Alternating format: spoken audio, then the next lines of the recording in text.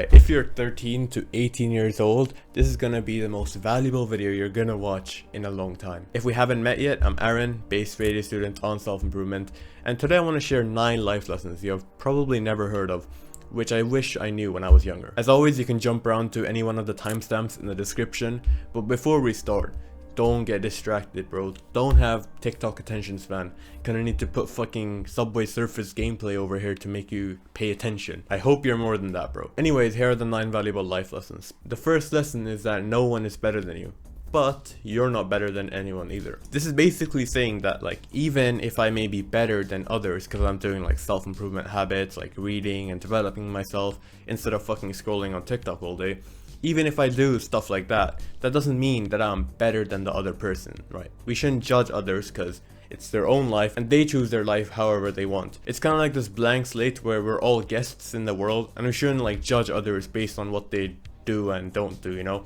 Instead, we should just be focusing on our own life and just stick to it and not get held up hating on others on what they do, and instead just focus on your own life and make it as auspicious as possible. This lesson also relates to the book The Subtle Art of Not Giving a Fuck by Mark Manson, and one of the chapters in there states that basically everyone is wrong and some people are less wrong than others. But there is no one in the world that is inherently right. There's this old parable, maybe you've heard it in school or something. It's called The 3 Blind Men, an Elephant. Now when I first read this, I didn't really think twice about it, but later when I read The Subtle Art of Not Giving a Fuck, I kind of like linked it to that, and it's really interesting. So if you haven't heard the story of The 3 Blind Men and an Elephant before, it's basically that, well, there were 3 blind men and an elephant, and they were given the task to find the characteristics of the elephant and stuff. But because they were blind, they couldn't really see it straight up. So each of the blind men went to 3 different places, 3 different parts of the elephant.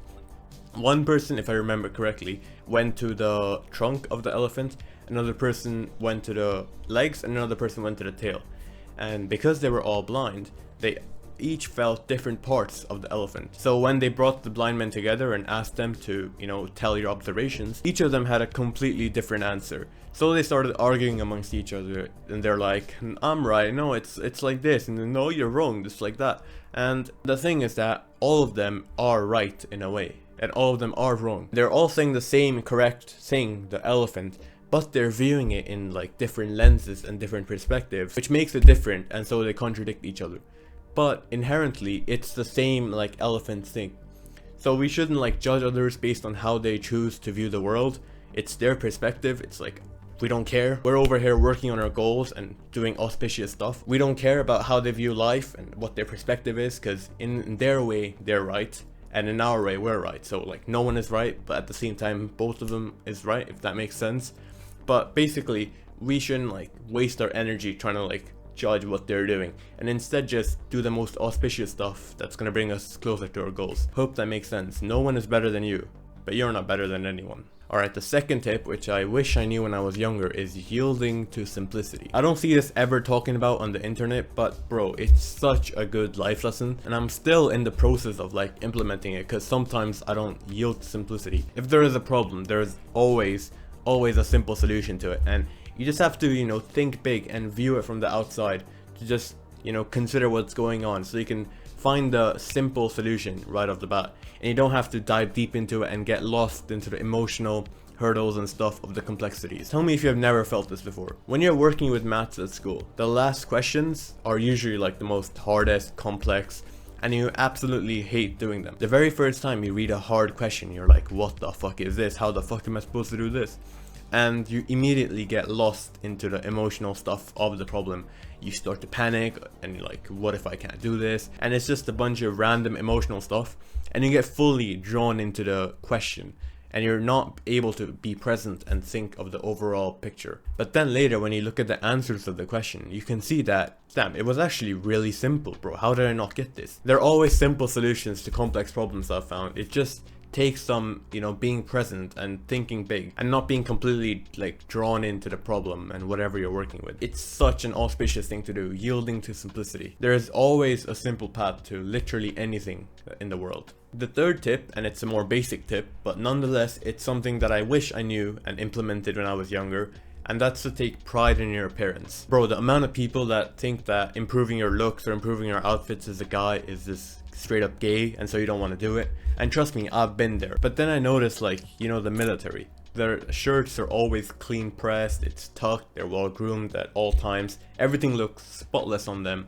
But they're like military, you know, they're not pussies, they're unlikely going to be soy boys. And that's when I realized that taking care of your appearance and taking pride in it, it's nothing gay, bro. So destroy that belief, it's not real. And even if you're not into fashion or stuff like that, which I'm not, I don't really care much about fashion, you can still go and improve your looks in a simple way without getting fully like drawn into the nitty-gritty details of, you know, the fucking velvet buttons and how to stitch them correctly with the tapered fit. Like, what the fuck, bro? Unless you're fully into fashion, you don't need to go fully that deep into exact outfit terms, some bullshit. Instead, you can just, you know, grab the overall scope and yield to simplicity and just get the most bang for your buck out of the improvements that you can make. But I just want to say, take care of your appearance. And if you look your best, your mood's also gonna be much better. And that will just help you come across more confident and charismatic and stuff. The fourth tip is to not transmit or absorb any kind of negative energy. This kind of relates to the first point of not judging anyone and wasting your energy doing that. So anytime someone is engaging in negative energy, like, I don't know, that kid is short, that kid is trash at school, whatever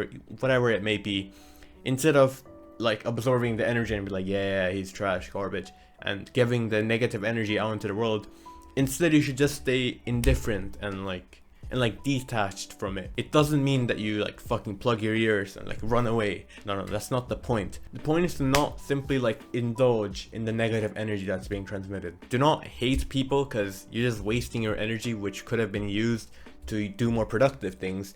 But instead you're fueling that into negative energy and putting it out into the world. And because you're doing that, right, the world is kind of like a mirror, and the negative energy that you put out, it's going to be hit straight back at you. Your life is just going to be much more depressing and negative as a result of that, because your thoughts are filled with negativity. Instead, just put your thoughts into your goals and progressing in them, and also like think positively.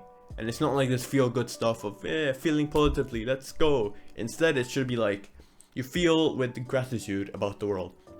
You're grateful about what encounters you have, and it's like a skill. The more grateful you are, the better you're going to be at it, and the happier you're going to be, and the better overall your life's going to be. Also, another thing is to not mix up negative energy with constructive criticism, because constructive criticism, even though it can be negative energy, it's actually good for us because we can take it and use it to improve our lives. So I would say always be open to logical, constructive criticism, but when it's like some random hate and negative energy with no real reason, then simply be indifferent to it. The fifth life lesson is to build a body that you're proud of. This is one of the best things that I've started doing for just under a year now, and I wish I started earlier. This is great, not only for your health, but also for looking good, feeling good, and just being more confident, but also to build an aesthetic body that you're actually proud of and that will also impress other people. It takes a lot of consistency, it takes a lot of discipline, and it takes a lot of patience and time, because usually the time scope is around 2 years from when you first start, and it takes consistent hard work of like going to the gym and hitting your workouts, going till failure, progressively overloading and all that kind of stuff, till you eventually build your aesthetic body. And that, through experience, will teach you some very important stuff like discipline, consistency, and that can be transferred over to other things like studies or business, entrepreneurship, and any other area of life. So yeah, it's a very auspicious thing to do. Build a body that you're proud of. Alright, the sixth thing, this is a deep one, right? I see so many people in like the self-improvement space, and they're all told that you have to fight the world to get what you want, and you have to be disciplined, and it's grind, sweat, pain, all that kind of stuff. And yeah, sure, that is 100% needed to an extent, but it's not really that sustainable of a way to live. And it's not really that useful and effective to fight the world all the time and forcefully get what you want. This is some new stuff even for me, because before I was like fully, you know, David Goggins mindset, who's gonna carry the boats and the logs. But there is a simpler way to go about things and get the things that you want without fighting the world for it. Like, here's an analogy to explain it, right? Imagine the flow of events that occur in life to be kind of like a stream, and as time ticks on, you're swimming in that streams, hopefully to your goals and stuff. What you do when you fight the world is that you splash around in the water unnecessarily, and that doesn't really help you to get to your goal. You're wasting a lot of extra energy, and you're actually slowing yourself down by constantly splashing about in the water. Now, the opposite of this is simply getting swept by the stream and not doing anything at all. That's also equally bad as fighting the world for what you want, because there you're just letting the world guide you and take you wherever it pleases. And that's never good, bro. Instead, what I've learned is that you should take light movements and guide like the stream of events, the flow of events, to your liking into the world, into the reality that you want to live in. So here's like a basic kind of example to help explain it. Let's say you're in the gym and you're lifting weights because you are angry about something and you're just getting all that anger out. And that entire workout session is fueled by emotion. That thing of being fueled by emotion, yeah, it's 100%. It definitely works because you do get the work done. But is it really sustainable over a long period of time? Because it usually takes around 2 years is the sweet spot till you build like an actually impressive body, right? And do you think that every single week for 2 years you're gonna have this emotional, angry feeling to help fuel your workouts? No, right? That's like fighting the world. And even when you're lifting the weights, you're not gonna be present and you're just gonna be fueled with anger and just fighting everything and stuff. And to an extent, like I said, it's alright. But the better way to go about it would be to simply guide it and instead set like the intention of doing a workout and simply like unemotionally just do it. And instead of being fueled by anger to lift the weights, just be present whilst you're doing it. Yeah, sure, 100% have like some kind of extent. Don't fucking lose it completely. And like I said, be swept by the flow and just go wherever the world takes you. But you don't need to have excessive, because that's a waste of energy that could be used to move further in your goals. Simply just guide the world to your choice. You don't have to fight the world, you don't have to get swept by it either, but light movements, like correction course. Like let's say you're in the stream of events, right? And some event puts you off course and you're just getting swept. Instead of fighting the world and splashing about in the water and not going anywhere, just a light movement, a light course correction of moving back into the way that you intend to go. That's all that matters. I hope this makes sense, but it's really auspicious when you do this. Try and implement and it will really help you. The 7th life lesson, which I wish I was aware of earlier, is to reject degeneracy and embrace spirituality. I just want to say, right, the modern world, it's so degenerate. You've got fucking Ice Spice and Dua Lipa and shit just doing degenerate stuff. You've got Lil Nas X, I think, fucking twerking with the devil. They've all fucking sold their souls, and it's just, the world is filled with degeneracy. And that's where we stand out. We don't fucking go into that degenerate stuff, but instead we stay spiritual and focus on our goals and live like a high quality, wholesome like life which God would approve of. Even the stuff like Andrew Tate promotes, it is a lot of degeneracy, like sleeping around with as many women as you can. You can think, right, it's not what a man of God would do. So say no to all that degenerate modern world bullshit, bro. We're not like that. We're much more high quality and spiritual, and we focus on our goals and not let all that degeneracy affect us. Now, number 8 is to enjoy the journey. If you're here, you likely have goals that you're progressing towards. Maybe it's to get better grades, maybe it's to create an online business on the side, maybe it's to be in the best shape of your life and build an aesthetic body. Whatever it may be, right? The key to achieving that, because usually these goals are over a long time, is to simply enjoy the journey, right? This relates to one of the previous points of not desperately fighting the world for what you want, but instead just actually have fun in the journey that you're on. And be grateful that you get to have this chance. Like the people who ultimately end up building that aesthetic body actually like going to the gym and find lifting weights kind of fun. They like the pain and the uncomfortableness, the discomfort. They like that stuff and they find it fun, which is why they enjoy the journey and enjoy going to the gym. And that's the main reason they can stay consistent over such a long time, so that the results actually compound and they build the aesthetic body. Same thing with business, right? If you're 13 to 18, bro, and you're looking to build a business, most people just keep flipping around business models and not stick to one business model for long enough for the results to actually compound. Because like 1 week they're trying dropshipping, the next week they're trying copywriting, and the next week they're trying Iman Gadzhi's fucking SMMA or whatever he does. And the truth is that, and this is a lesson from Alex Ramosi, is that all of these different business models have the potential to work. Whether it's dropshipping, copywriting, SMMA, YouTubing, writing, podcasts, blogs, or whatever the fuck. All of these have the potential to grow big, right? But no one actually gets them to go big because no one sticks at it long enough for the results to actually like compound. Instead of thinking the rewards that any business model is going to bring you, because they're all pretty much the same: money, status, fame, all of that kind of stuff. Instead of thinking of the results, think of the processes of each business model and truly think to yourself, is this what you really want to be doing for a long time? Because if you enjoy the process and actually find it fun, then you'll just be able to stick with it for a long time, and naturally the compounding will take effect. So simply enjoy the journey, bro, whatever your goals are. Be grateful that you do get the opportunity to do this stuff and that you're progressing towards your goal, instead of like wasting time and being complacent like most people. And have fun along the way, bro. It's super fun. And noting that the last life lesson is that dreams don't come true. You've probably heard from everyone that you should dream big and you should have dreams and chase those dreams forever, but all of that is really honestly not that good, bro. The amount of people who just chase dreams and just fucking dream big and just keep dreaming for the rest of their fucking miserable lives without actually doing anything, bro, dreams do not come true.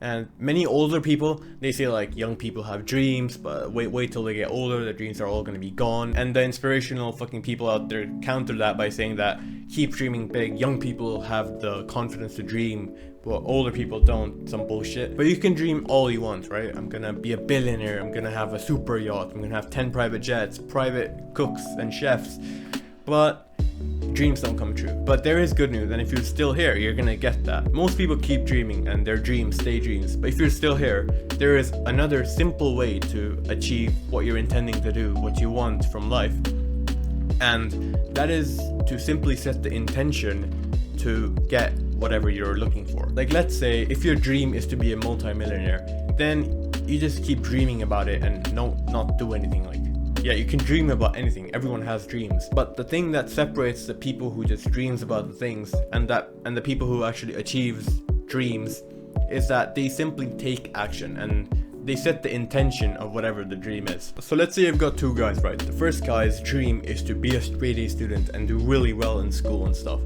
The second guy's dream is also to be a straight A student and do really good in school. Now the second guy actually achieves his dream, and the difference between these two is that the second guy set the intention of getting straight A grades, whilst the other guy just simply kept dreaming about it without any real action or anything. This guy set like the dry, rational intention to get straight A's, and he crafted a plan for it, and he just simply took action towards that goal because he already knew, because he had set the intention, that he was going to be a straight A student. So drill this into your head: dreams do not come true, but instead set intention for what you want and just simply take action towards it, and you will 100% get it over the people who just dream all day. And that's why I like this quote so much: your potential is only limited by your intention. Whatever intention you set in life, let's say your intention is to be a straight A student, and you just yield to simplicity in previous point, and you take simple, consistent actions towards your goal, towards your intention, then you're simply going to achieve it. Your potential is only limited by your intention. Your potential is only limited by what you act and what you intend on doing with your life. Your potential is only limited by what you choose your life to be and what you intend to do with your life. So choose well, bro. It's completely your choice, and take consistent, simple action to it. Hope this makes sense, bro. This is some advanced stuff. But if you did get this far, do follow me on Insta at Aaron08x, link in the description. And also, if you want, you can get my most used Notion templates to be more productive as a straight A student on self-improvement. It's completely free, and you just sign up, first link in the description. And remember, your potential is only limited by your intention. Take care, bro.